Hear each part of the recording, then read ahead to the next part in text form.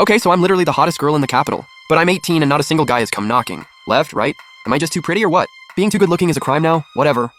Guess I'm just gonna die alone. Literally no options. My dad finally took it all the way to the emperor. And the emperor just waves his hand and married me off to a mute. My mom said she had a dream when she was carrying me. An Oreo landed on the windowsill. She and dad both took it as a sign. The baby would have a clear, sweet voice. So before I was even born, they already had a name. G. Bailing.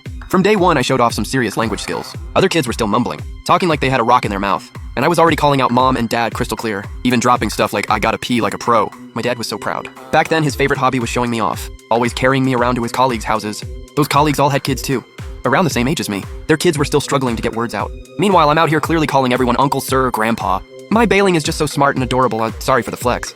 Nah, we're totally flexing, ha! But after I turned 3, dad stopped taking me on visits. Not that he didn't want to, he was scared.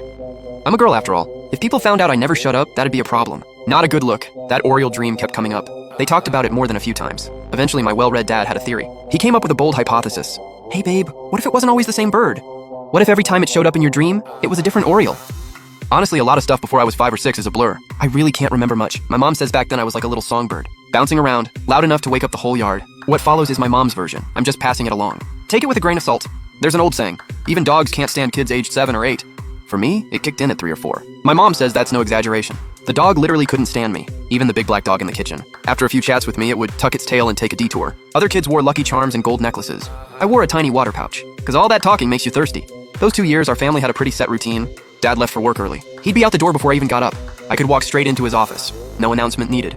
He never worried the maids were treating me bad, because I told him everything, every single detail. Like how many hairs fell out during my morning comb. Not even feeding me could shut me up. That's when Dad suffered, because he was home. Back then, Dad wasn't